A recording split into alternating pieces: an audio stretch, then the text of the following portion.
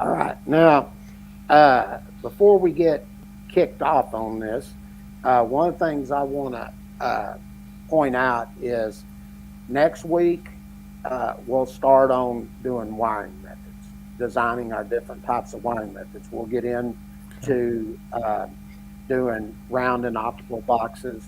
Then we'll get into device boxes, square boxes, and other boxes. That's probably as far as I'm going to get up to that point because it'll Okay. take some time because we'll be doing same size and different size conductors.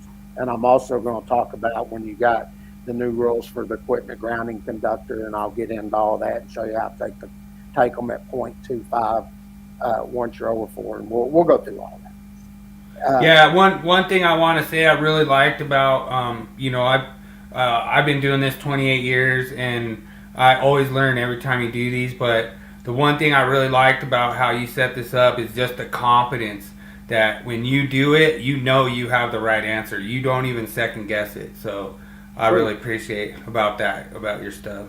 Well, one of the interesting things is um, Dad and I, bounce off each other constantly.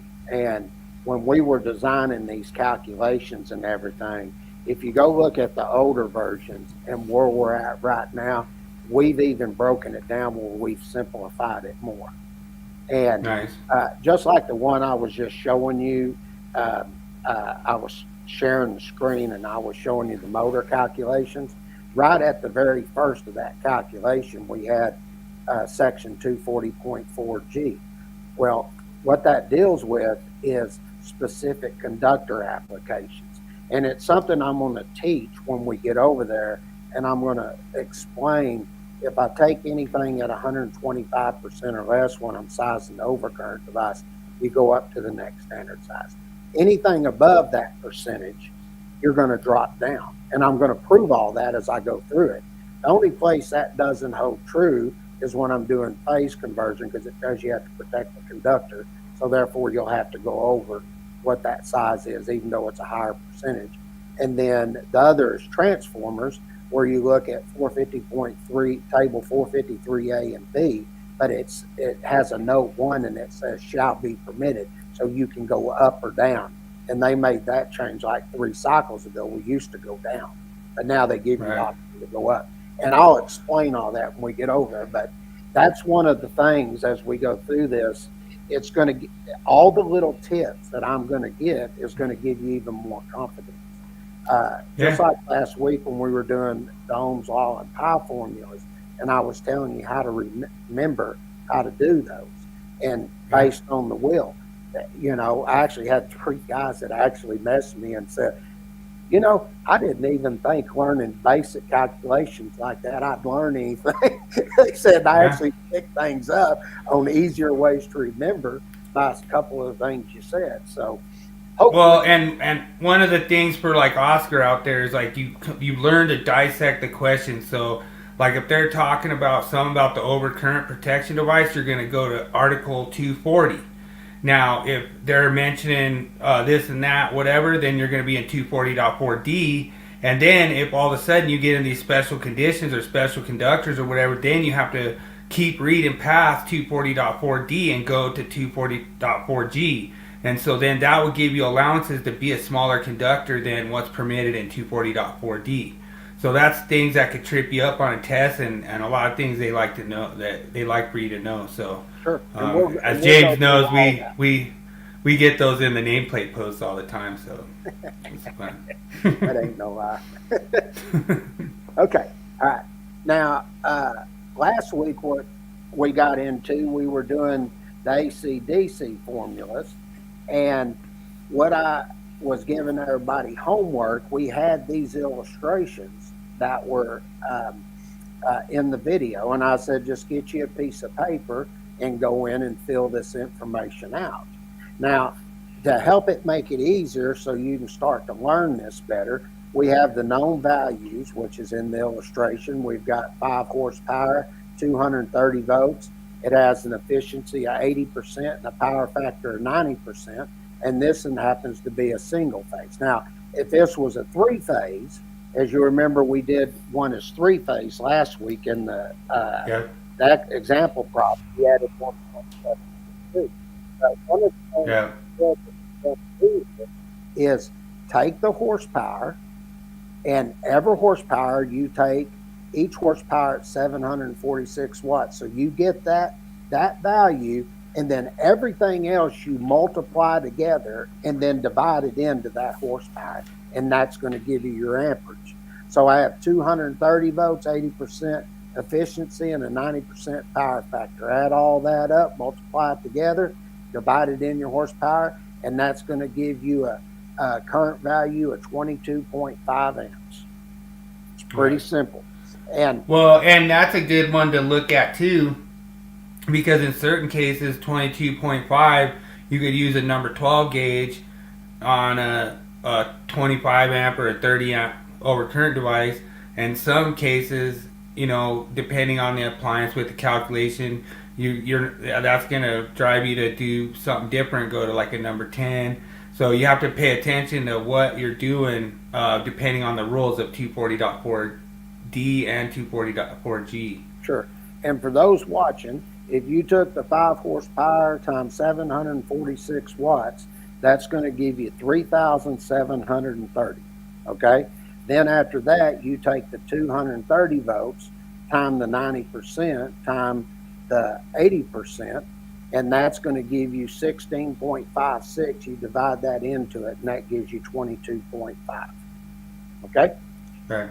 So it's just like we did last week. Nothing has changed here. And if you look here again, I'm coming in, I'm going to find here what my amperage value is, and I have some known values here. I know the KW is 83.2 KW. I got 240 volts, and I got an 80% power factor. Take the 83.2 is time 1,000. We want to put it in VA form, so that's going to give me 83,200 VA. And like I said a while ago, everything else I multiply together, then divide into it, right? Now, the only difference in this one, it's a 3-phase, so I have to take it at 1.732, then the 80% power factor. That's going to give you 332.5, divide that into it, and that's going to give you 250 amps. Okay. Right. But the thing I want to point out here is I took KW. Let me go back one here. I just want to make sure everybody pays attention. And I took the horsepower rating here. I got that value, and then everything else was added together and divided into it. Okay. And just so everyone knows, that 1.732 is the square root of 3 pi. Yeah. Or square root of 3. Yeah. Now, looky here. We're going to find the amps again here, and I know what my kVA is. It's 104 kVA, and then I've got 240 volts, and it's 3-phase. There's no power factor or efficiency here. So all I'm going to do is the same thing. I'm going to take the 104 kVA, take it at 1,000, because I want to put it in VA form. That's 104,000. Then I'm going to take the 240 volts times 1.732, and that it'll say like 415.68. Anything over 0.5, just round up, and that's going to give you 416 volts. Divide that into it, and look at there, we got 250 amps, just like we've been doing. Okay. Right. Now, hey, I got a complaint on that last illustration. What's that? You didn't put an outlet in there. Oh, no. Well, sometimes you got to leave some things out, man.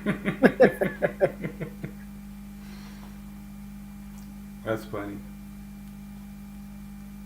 Okay, so just remember, when I'm doing amperage here, I've got kVA, I've got kW, and I've got horsepower. Everything's added together there, and then the rest of it is multiplied, then divided into it. Now what I'm going to do here is I'm going to determine what the kW is. Okay, so all you're going to do here is you'll look at the known values. You know what your amperage is. It's 250 amps, just like we've been doing. 240 volts.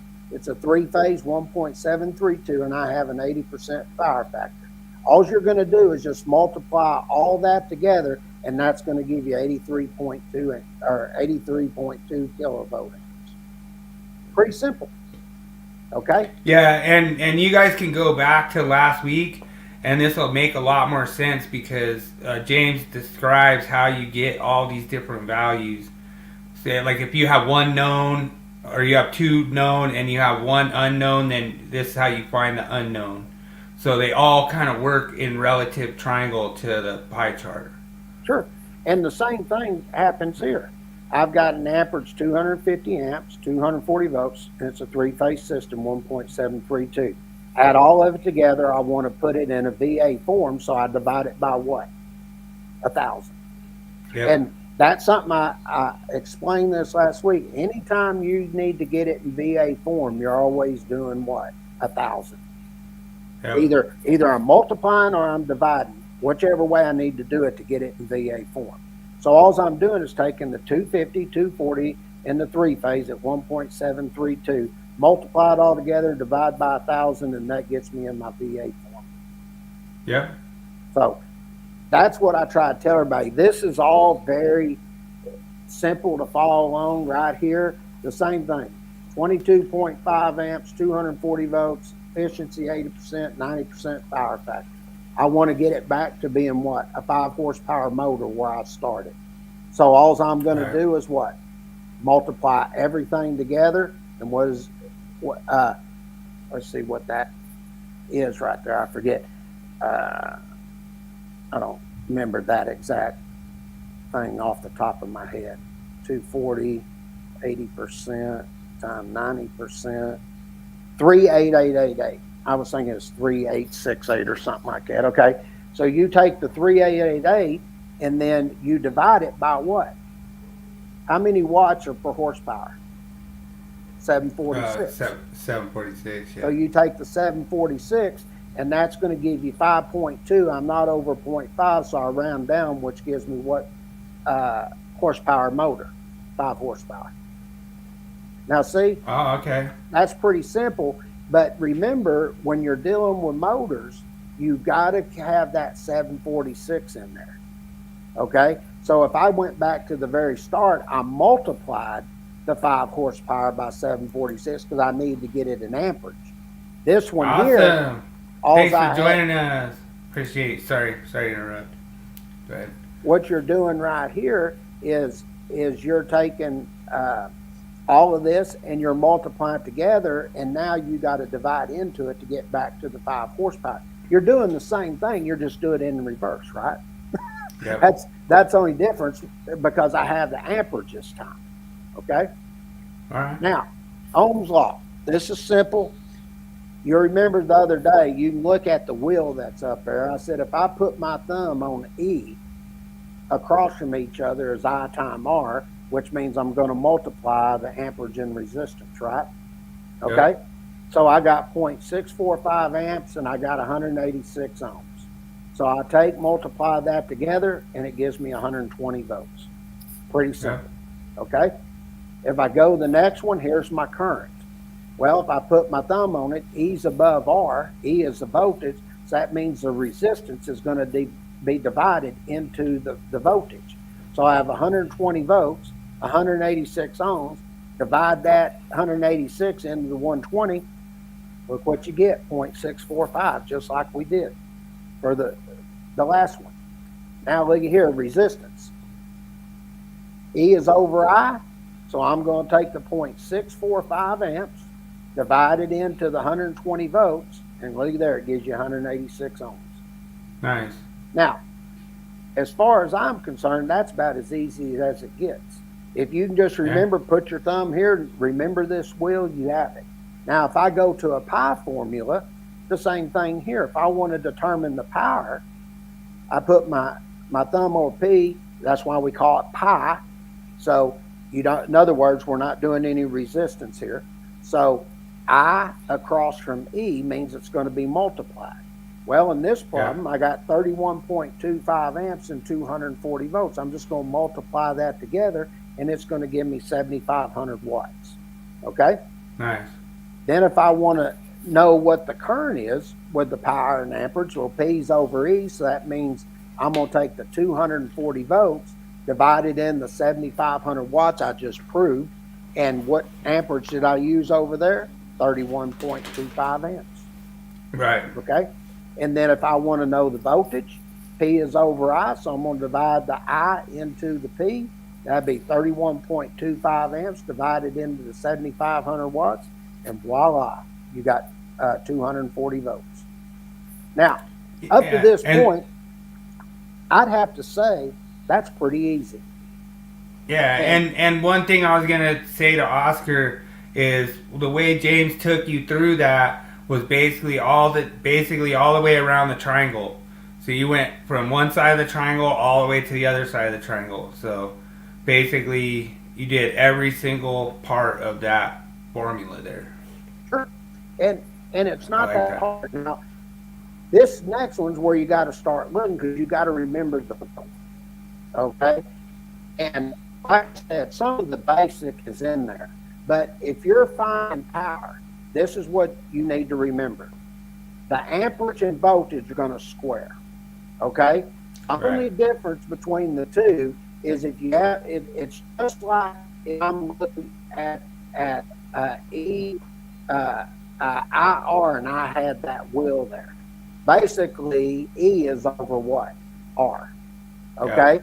So you're dividing the resistance in, but I and R are across from each other, so you're multiplying. Okay? Right. And that's why you look at that wheel. Then, of course, you have your pi formula. I is across from me, so you're going to multiply it. Okay? So I've got an amperage of 0.645 amps. I'm going to take it at 120 volts. I multiply that together, and it gives me 77.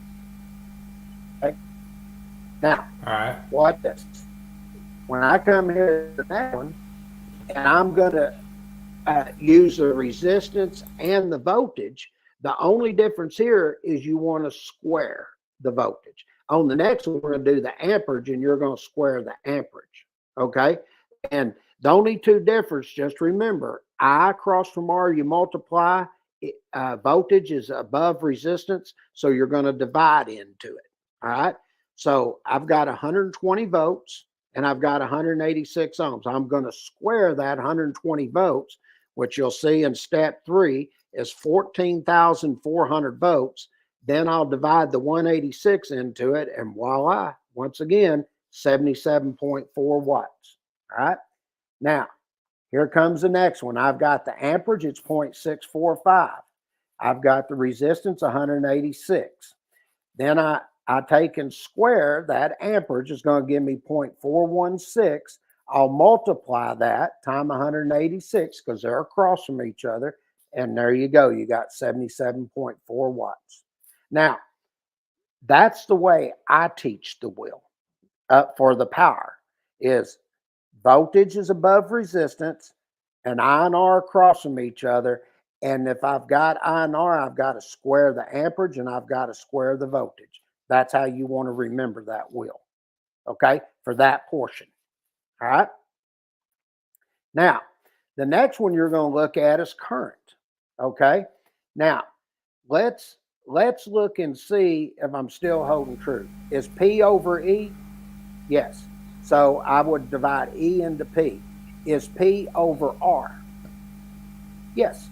So I'm going to divide R into the P. But the difference is here, you're going to square the whole thing with the power to get the amperage. So just remember, Right. everything else, we've already done the calculation part. But in this portion, when you're at current, just remember R is divided into P and you square the whole thing. Okay? Yeah, and just to give people some heads up, what you should be able to do, they do give you permission to have scratch paper when you're in your exam. So you are permitted to draw this out, to basically draw this wheel out on a piece of scratch paper, and it's not considered cheating on the exam. You are permitted to memorize this wheel and draw it all out to help you out in the exam. Right.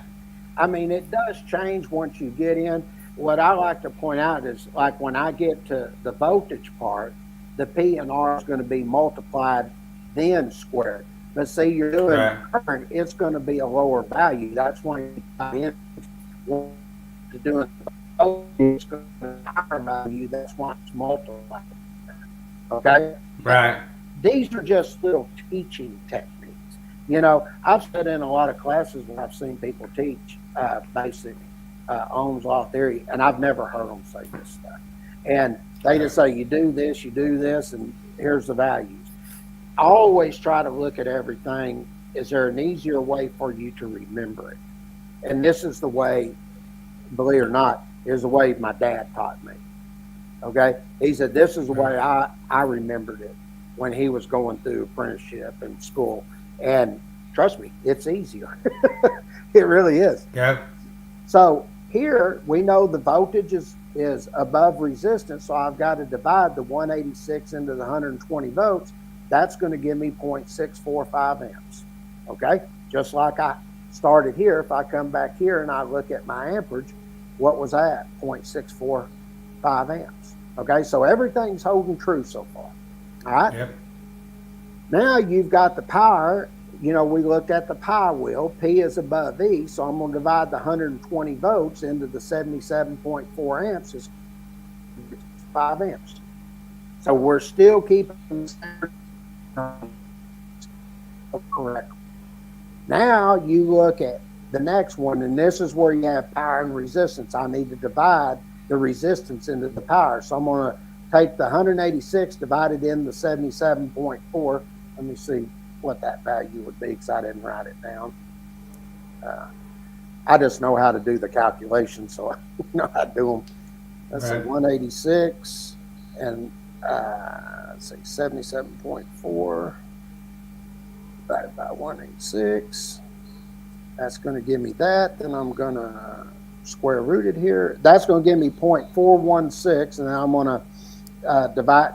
Well, that's interesting because the 0.416 is what I got a while ago when I squared it.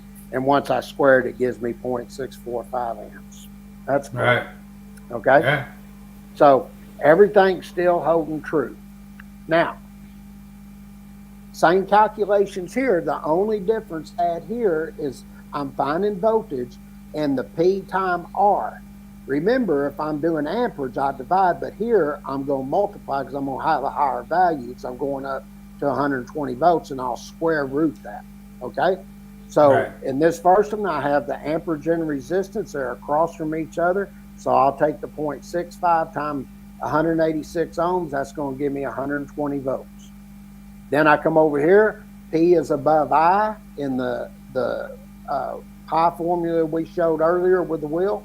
And that means that you'll divide the amperage, which is 0.645, into the wattage, which is 77.4, and that's going to give you 120 volts. Okay? Right. And then here, same thing. You're going to multiply this instead of dividing like we did for the current. So I'll take 77.4 watts times 186 ohms, square root that, and that's going to give you 120 volts. Right. And I'll guarantee if you take and divide it, you're going to be so low, you're going to know that voltage isn't correct anyway. So True. that's one way you'll know damn good and well you messed up. Well, that's a good, that's one of my pieces of advice for people. A lot of the things what I did on my test was I would take some of the answers and I would plug them in and do the calculation. If it came out to one of those other numbers, then you knew you had the right answer. Right. So you can reverse it too. Right. Now, this is the one point here that it doesn't hold true what I've been saying. And this is where, because the power is always above the voltage, but in this case, when you're doing the resistance, this will be the one little thing you'll have to remember is the voltage will be squared, then you'll divide the power into it. Okay? Everything else holds the same. You're still going to do the amperage and the voltage that's squared like you did when we were finding the power. The only difference here is that voltage is going to be squared into, it's going to be divided by the power. Okay? Right. But everything else holds true. P is above the I. You're going to square the I and then divide it into P. Okay? So this is the only one spot that everything I've been telling you up to this point, it changes a little bit right here. Okay? Okay. Now, This one, I have the voltage and the amperage. I'm going to take the 120 volts and I'm going to divide the 0.645 into that 120, and that's going to give you 186 ohms. Then I'm going to do the amperage and power. I've given you those loads. I had 0.645. When I square root that, that's going to give me 0.416. And then I had 77.4 watts. I divide that 0.416 into it, and it gives me 186 ohms. Then you'll just take the 120 volts here. This is the one you got to remember. Square that. That's going to give you 14,400. Then you divide that 77.4 into it, and it'll give you 186 ohms. Okay? Right. And up to this point, that is the best way I can explain how to remember that wheel. Okay? Everything still works the same except for where you got to do your square. The only time it changes is when I'm at resistance. And if you got the voltage and power, just remember the voltage is going to go above it. You're going to square it, then divide the wattage into it. That's the only place that it changes a little bit from the way that we calculated it earlier. Okay? Nice.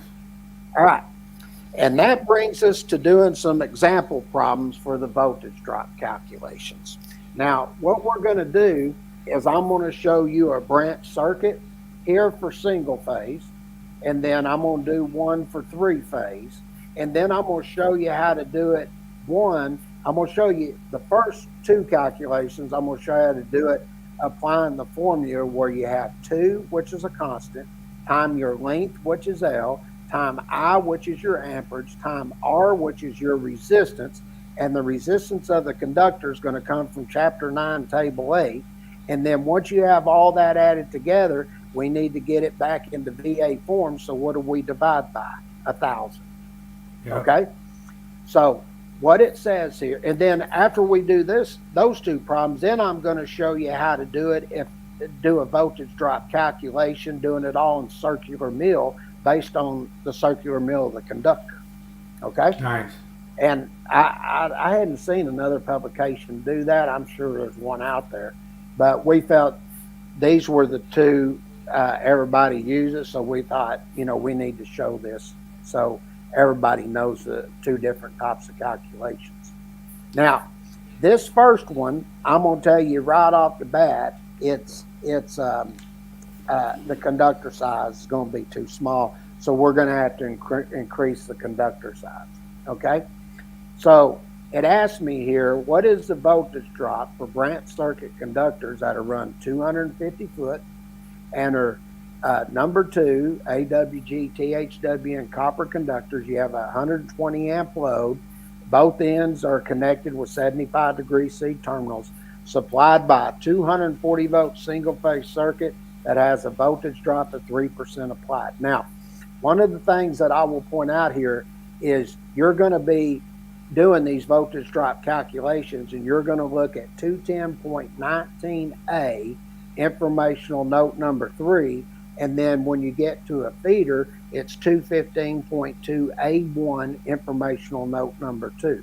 Now, one of the things I want to point out, if my feeder and branch circuit have to have voltage drop for both of them, usually what most people do, they do the branch circuit at 3%, and then you'll take and do 2% for the feeder, because you cannot exceed 5% overall. Okay? Yeah. And I could throw all these sections up here, but what I want people to do, that's why we have homework for this, is I actually want you to go back, look at your code. I'm going to tell you what it says here, but go back and look at your code book, and you'll see where this information's coming from and what I'm telling you, how they're applying that and what it means.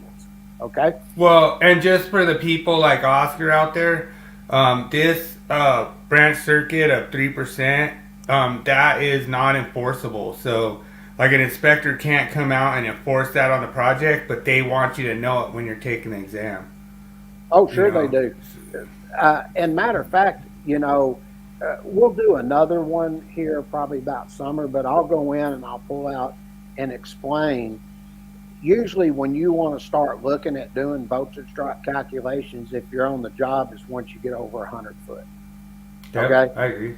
And I went through that and explained that last time. We showed a number 14 that was good up to like 50 foot when it was a solid conductor from the American Standards handbook. And that was Yeah. a long time ago. They did those calculations. And then it went up from there. Well, once you started using stranded, they basically doubled the length. And Right. because you had the air in the conductors and everything. And then that's when they started saying, typically you want to start looking at doing voltage drop calculations at 100 foot or more. Okay. Yeah, and that's one of our thumb rules that he popped in. So Yeah. I'm proud of. It's just one of those things, I try to impart on the younger generation what was imparted to me by the older generation, and, Sure. uh, you know, I was fortunate, I was there with Dad and God, I just got Mark Odie and Calogero. I'm trying to remember the guy from Louisiana, Finch or something like that. I can't remember his last name. But I got to go listen to these guys all the time because I was hanging around with Dad. And that's how come I have a great knowledge on this stuff, is because it was, I like to say, it was bestowed upon me, Right. And if you're willing to, not sleep and pay attention, you're going to learn something. Yeah, true. So anyway, I'm just sort of giving everybody what I learned. Now, if you go to 210.19a informational note number 3, we're going to say we're going to do the branch circuit at 3%. That's what I said we were going to do it at in the example problem. And then you go down to step 2, and I said we're going to use this basic formula for voltage drop. 2 times L times I times R divided by 1,000. 2 is a constant. We had 250 foot run. We had 120 amp load. And then if you go over and you look at chapter 9, table 8, everybody can go look at this. I'm just going to tell you, you're going to go over and uncoded while you're going to come down and find that 0.194 for the resistance of that conductor. Okay? Right. Now look at this.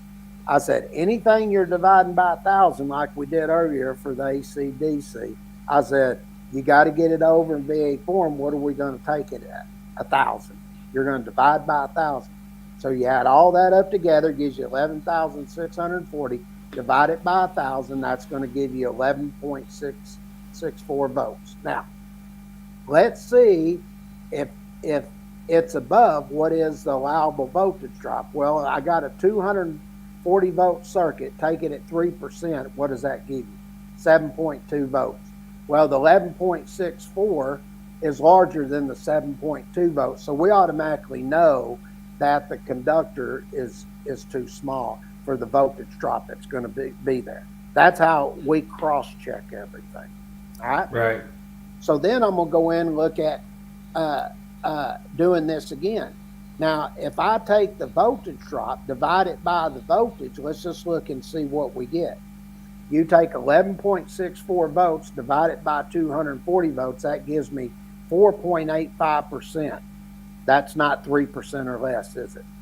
So the 11.64 volts is greater than the 7.2.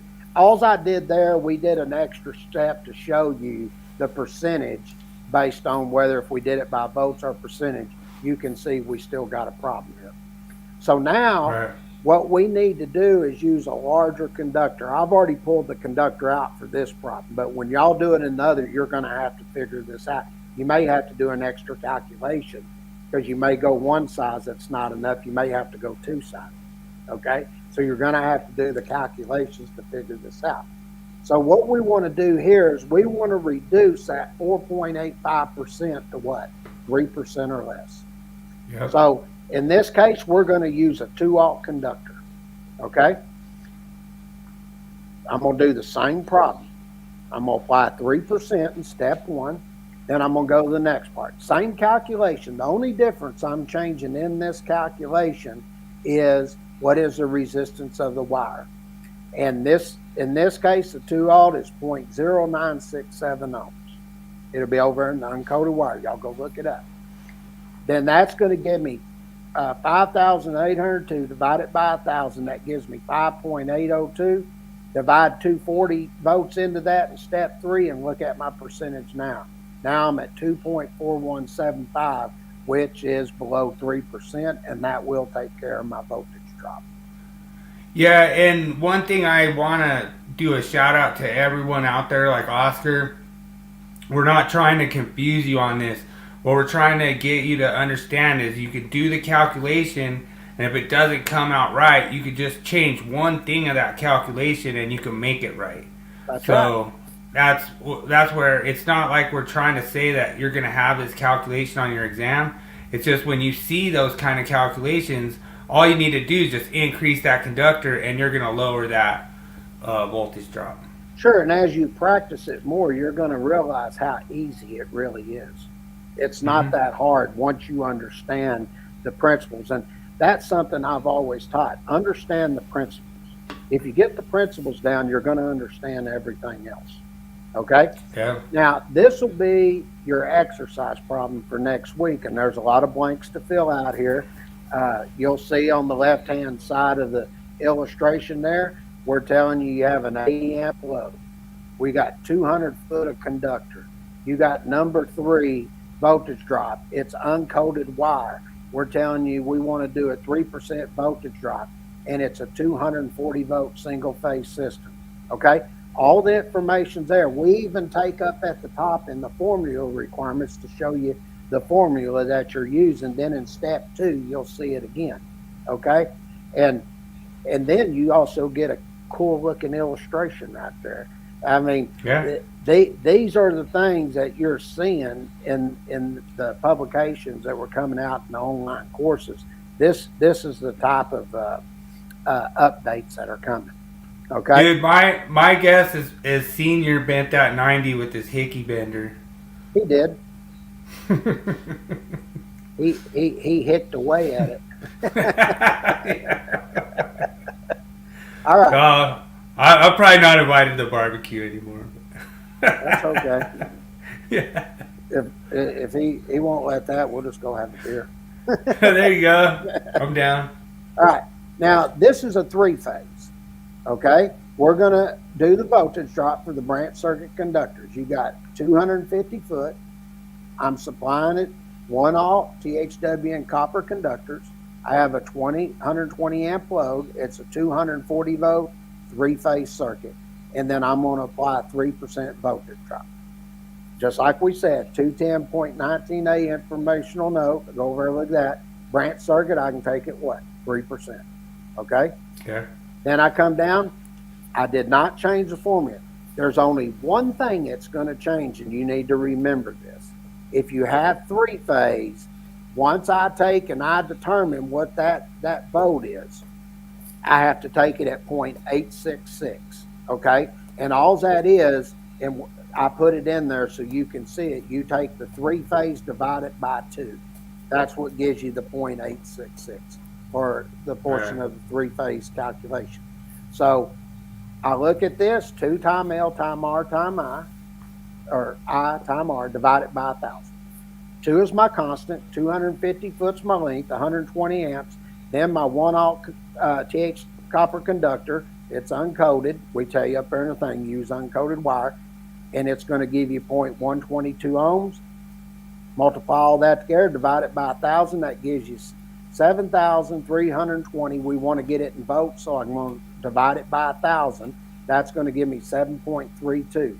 Then I'm going to take that 7.32 times 0.866, and that's going to give me 6.34. I can already tell you this is going to work by one reason. Because if I take 240 volts at 3%, it gives me 7.2 volts. That's going to be below the 7.2 volts. Okay, Yeah. So I go into step 3, looky there. 240 volts times 3%, 7.2. That is lower than that, but if I want to clarify it more, take the 6.34 volts I just did, divide it by 240 volts, and it gives me 2.64, which is less than 3%. There you go. Now, you look at Nice. that, everything stayed the same. The only difference I did was the 0.866 because it was 3-phase. Okay? Oh yeah. Now, this is another type that you're going to look here. You'll see right up here, we're doing this calculation. Same illustration, looks just like the other one. Nothing's really changed except for what? The voltage, and it's three-phase, right? You still got your 200 foot of conductor, number 3 conductors, 3% voltage drop, use uncoated wire, and the load is 80 amps. Okay? The only difference is I need to add what? The 0.866 for the three-phase. True. Okay? Now, this is the last one for this and that, and next week we'll come over these, and because, they're bigger problems, is we're going to do a voltage drop calculation here, but we're going to do it based on the circular mills. Okay, so we're going to change the calculation just a little bit. All right? Right. So we're going to ask you, what's the voltage drop rating for feeder conductors that are run 150 foot? You've got 95 amps of calculated load, and I have a 240, 120 volt three-phase system, and I'm going to do a 3% voltage drop here. All right? Okay. Now, if you go over and look at 215.2A1, informational note number 2, just like I looked at 210.19A, informational note number 3, they give you the option here. I could do, if I did 3% here, and I need to do voltage drop for my branch circuit, then the branch circuit can only be 2%. Okay? Right. And you'll go read all that. It'll be there. So then you take the 240 volts times 3%. That's going to give me 7.2 volts. Now, that didn't change, did it? We still kept that same type of voltage rating there at 240 volts. Right. Now, when I come down and I look at this right here, my circular mill calculation, I'm going to do 2 times L times I times K. Okay?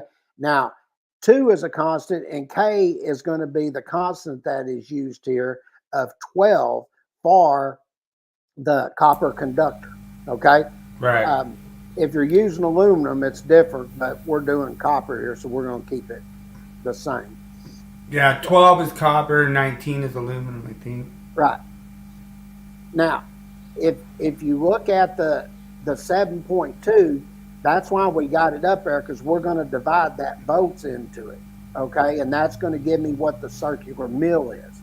So I'm going to take all that, 2 is the constant, 150 foot in length, 95 amps, and K, which is going to be the constant for copper conductor, multiply it all together, divide by 7.2, and that's going to give you 47,500 circular mill.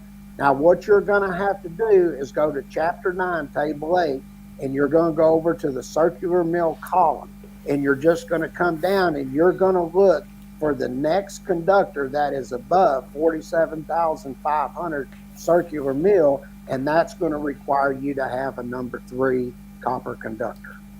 Okay? Yeah, so the way you do that too for the guys out there is you're going to pick whichever one is larger. So like I would just be willing to guess that the number 3 is larger than 47,000, so then that would be adequate. Mm-hmm. If it's below, if like say the number 2 is 46,000 something, even though it's close enough, it's still not adequate. You have to go up to the next standard size. Sure. And circular mills gets used in a few different calculations. Like I could do one where, say, I'm looking at the size equipment grounding conductor if it needs to be larger due to voltage drop. Okay, I'll give you an example. Say I got a panel here and I go over here and I hit another panel. I'm running the feeder over there, and say I'm going over, it's 175 amp is what I'm going to put there. So if I go over and look at that and I go to table 310.16, that's going to be a 2-off conductor, all right, because it's good for 175 amps in the 75 degree C column. Now, right. if I have to increase the size over there to a 3-aught conductor due to voltage drop, now if I go look at 250.122B, it's going to get into the circular mill, because you would have to increase the size of the conductor. So what would happen here is I would take the 3-aught conductor, get the circular mill in Chapter 9, Table 8, and then get the circular mill for the 2-aught conductor. And then for 175 amp going over, if you go look at Table 251.22, it's going to tell you need a number 6 equipment ground going over to that. So Right. I would take the 2-aught circular mill, divided into the 3-aught circular mill, and it's going to come out to like 1.25687 or some crap like that. So you're going to get that multiplier, and then you're going to take that multiplier and put it on the circular mill of the number 6, and then it's going to give you a value of like 43,000 something, and then it's going to tell you the next size above that circular mill. You would even had to increase the equipment grounding conductor to a number 4. Okay, Yeah. so those are things that we'll get in more depth when we get over And grounding. and there's other times where sometimes you have to take a 600 amp and turn it up to a 620, so you have to Sure. do that too. So And then, as I said, all your information's in the illustration there. Your voltage is 240, 120 volt, 3-phase. You got 82.5 amps of load. You got 125 foot run, and we're telling you do it at 3%. And that should take and get you prepared for next week when we come